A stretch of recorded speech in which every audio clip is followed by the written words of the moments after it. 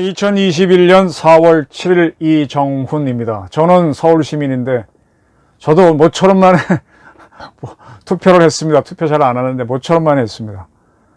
서울과 부산에 계신 분들 투표하셨나요? 지금 투표 결과는 지금 출구조사부터 차례차례 나오고 있습니다. 섣불리 단언하기는 어렵지만은 일단은 야당이 모두 이기는 걸로 보입니다. 오늘 제가 뽑은 제목은 이낙연 고마워요. 이낙연은 엑스맨. 야당 측에 하는 말은 야당 측의 말입니다. 서울 부산시장 보궐선거 야당 승리의 1등 공신은 이낙연 전 민주당 대표란 얘기입니다. 무슨 소리냐고요? 설명드리겠습니다. 이 정치를 하겠다고 하는 사람들은 크게 봐야 됩니다. 자군전투에서는 저도 그럼 버려야 됩니다. 장기를 뚫 때 쪼리나 상 같은 거는 상대방이 잡아먹게 해주면서 장군을 잡아야죠. 장이해야 되는데 자군전투는 버리고 큰 전쟁에서 이겨야 되는데 거꾸로 했습니다. 여당이. 이것 때문에 내년 4월에 있을 대통령 선거에서도 여당은 붉은 신호를 맞게 됐습니다. 쉽게 말하면 민주당은 지난해 총선에서 180석을 얻었다고 하는 그 위대한 승리 때문에 승자의 저주에 걸린 거죠. 단단히 걸린 겁니다. 지금 야당에서는 이낙연 송독비라도 세워야 되겠다는 얘기가 나온다고 합니다.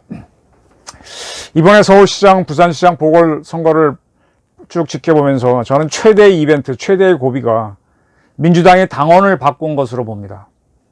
더불어민주당 당원 제92조 2항은 당 소속 선출직 공직자가 부정부패 사건 등 중대한 잘못으로 그 직위를 상실하여 재보궐선거를 실시하게 된 경우 해당 선거구에 후보자를 추천하지 아니한다 라고 되어 있었습니다.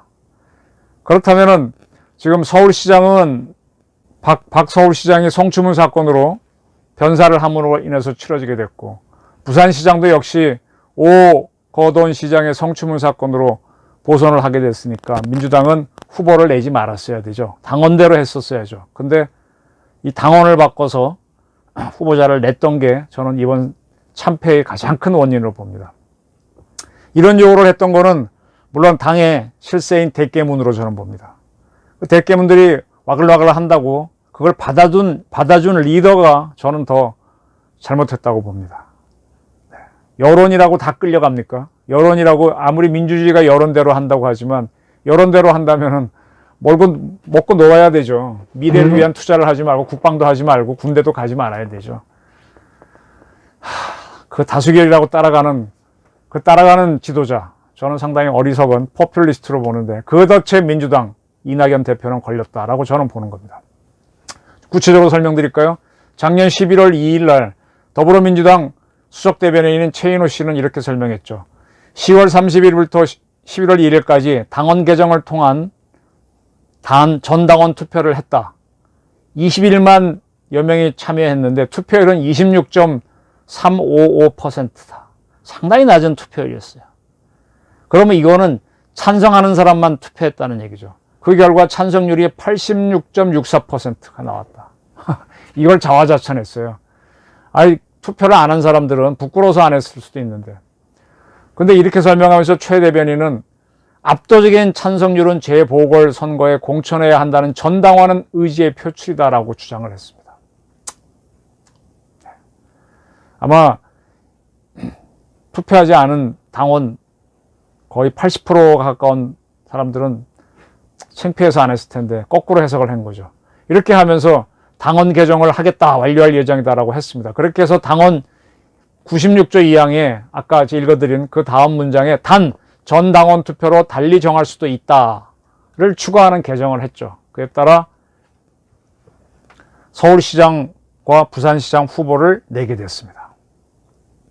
자, 지금 선거가 이제 투표가 끝난 지금 시점에서 성추문으로 치러진 이번 보선에 여당이 후보를 내지 않았다면 한번 가정을 해봅시다. 다 지나간 일에 대해서 if 문장, 어떤 이런 if를 달고 상상해보는 의미가 없지만, 그래도 복귀를 해와야 또 새롭게 또 지혜가 트이는 거니까요. 후보를 내지 않았다면 서울시장에서는 저는, 지금 이제 최종적인 결과를 보게 되면은 야권에서 오세훈 씨, 국민의힘 대표로 나왔을 거고, 국민의당 대표는 안철수 씨가 나와가지고 혈투를 벌였을 거라고 봅니다. 네? 어차피 두 분이 단일화될 때까지도 계속 난영난제 네크앤네크 게임이었잖아요. 그럼 여당이 후보를 안 냈으니까 야당에서 서로 경쟁하면서 야당은 돌이킬 수 없는, 서로 비난전을 하면서 돌이킬 수 없는 분열로 가게 됐을 겁니다. 이렇게 되면은 범여권에 들어가는 정의당에서 후보를 내가지고 또 거기서 잘하게 되면은 하도 야권이 국민의당, 국민의힘이 쪼개지니까 상당한 지지를 받았을 수도 있어요. 또 그런 것들이 정의당이 큰 표를 지지를 받았다면 그게 여권에 대한 지지로 이어질 수도 있는 거거든요. 아, 차라리 민주당에서 후보를 냈으면 났을 뻔했다, 그런 얘기도 나왔을 거고, 그럼에도 불구하고 민주당이 우리의 불찰로 이번 선거를 하게 됐다고 죽은 듯이 엎어져 있었다면 민심은 오히려 민주당한테 쏠렸을 것이라고 저는 봅니다. 물론 if 문장입니다. 뭐뭐 했더라면 조건문입니다. 그렇게 했더라면은 서울시장, 부산시장은 야권이 가져가더라도 적어도 내년에 4월에 치를 대통령 선거하고 지방선거에서는 민주당이 이길 수 있지 않겠나라고 저는 예측을 합니다. 따놓은 당상이 될 수도 있다.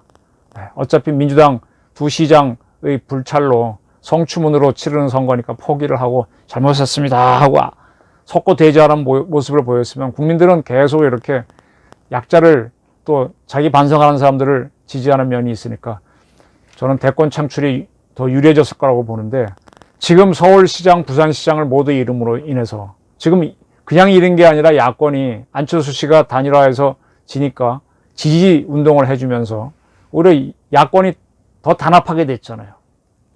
지금 여권은 대권도 이룰 수 있는 위기를 맞았습니다. 전형적인 소탄대실. 지내놓고 보니까 소탄대실이죠. 그죠? 위기가 번쩍번쩍 붉은 등이 켜진 겁니다.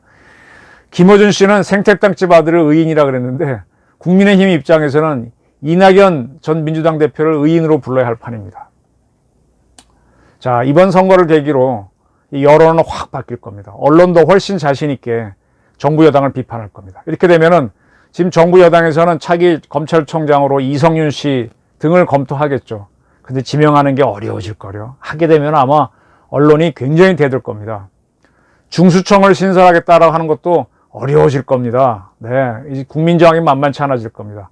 공수처, 이미 지금 공수처가 뭐 피의자 호송처란 소리를 듣고 있는데 이 유지도 어려워질 겁니다. 공수처 검사 모집도 제대로 안 되고 있지 않습니까?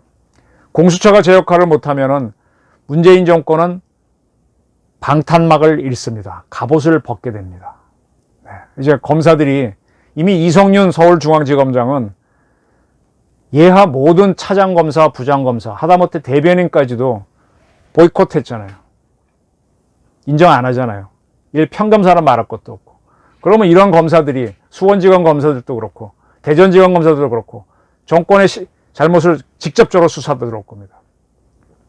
지금 군 사망사고 진상규명위원회에 신청할 진정을 낼 자격이 없는 신상철 씨가 천안함 사건 재조사 진정을 한 것이 밝혀져서 지금 시끄럽습니다. 네. 그 위원장은 군 법무관 출신이고 민변 출신인데 사무국장은 그 양반도 운동권 출신이더만요. 그런 사람들이 그냥 짝짝꿍이 통과시킨 거 아닙니까? 이것도 조사에 들어가게 되면 시끄러워질 겁니다. 김학의 씨 불법으로 출국 금지한 것, 월성 1억이 경제성 조작한 이런 수사도 탄력을 받을 겁니다. 이제 계속 문정권에 이제 비리를 캐는 쪽으로 수사가 이루어질 겁니다. 공무원들은요, 이제 문정권에서 지시하는 것들을 잘 안 들을 겁니다. 지금까지는 하는 신용이라도 했지만 안 들을 겁니다. 이번 선거를 앞두고 이런 얘기가 돌았었죠. 박 씨 때문에 서울에서는 오 씨가, 박원순 시장 성추문 때문에 서울에서는 오세훈 씨가, 오 씨 때문에 부산에서는 박 씨가, 오거돈 시장이 부산시장의 성추문 때문에 사퇴했기 때문에 이번에 누굽니까? 박형준 씨가 당선될 것 같다고 얘기했고, 그 다음에 이 씨 덕분에 야권은 단결했다. 이런 얘기가 계속 돌았습니다. 박오이 때문에 박오이 때문에 여당이 참패한다는 하나의 그런 속설이 돌았습니다. 문정권이 흔들리게 됐습니다. 결국 뭐냐? 180석의 압승이라는 승자의 저주를 이낙연과 문재인은 대통령은 벗어나지 못한 겁니다. 과잉 충성하는 사람들이 있습니다. 저도 저한테 좋은 얘기하는 사람이 듣기 좋은데 그런 사람들이 종종 저를 열패감으로 빠지게 하더만요. 귀에 듣기 좋은 말 하는 사람들을 멀리 해야 되는데 문재인 대통령조차도 승자의 저수를 벗어나지 못했습니다. 이낙연 뒤에는 분명히 문재인 대통령이 있습니다. 제가 이 방송을 통해서 두 경남고 출신 대통령은 실수를 반복하지 말라는 걸 여러 차례 얘기했습니다. 전투에서 이기고 전쟁에 진 지휘관이 김영삼 전 대통령입니다. 하나같이 그냥 금융실명제니 뭐니 요란하게 해놓고 나서 결론적으로는 IMF 외환위기 맞아가지고 보수 정권을 좌파에게 헌납한 사람이 김영삼 경남고 나온 대통령이었습니다. 제 공통점을 문재인 대통령도 경남고를 나와서 경남고 출신 대통령은 조심해라 그랬는데 결국은 전투에선 이기고 전쟁에서 지는 그런 운명을 맞을 것도 같습니다. 내년까지 두고 봐야 되지만. 자, 이낙연은 이 정도 되면은 미필적 고의로 엑스맨 아닌가요? 야당을 위한 의인 아닌가요? 이낙연 고마워요. 이런 말들이 나오게 되면 여권은 더욱 흔들리게 되죠. 이제 문재인 정권 그러지 않아도 지금 비리가 상당히 많습니다. 월성 문제, 김학의 불법, 또 장자연 사건 또 어떻게 할 겁니까? 또 군 사망사고 진상규명 이건 또 어떻게 할 겁니까? 그뿐만입니까? 본물 터지듯 위기가 올 것 같습니다. 차라리 이때 후보를 내지 않았다면 지는 게임에 한번 포기했다면 되는데 악착같이 이기려고 한 게 큰 낭패를 초래할 것 같습니다. 이낙연은 엑스맨이다. 내일부터 다음 주부터 본격할 때 한국 정치를 보시면서 한번 그런 관점에서 보시고 경남고 출신 대통령의 운명이 어떻게 되는 것도 한번 지켜보시기 바랍니다. 감사합니다.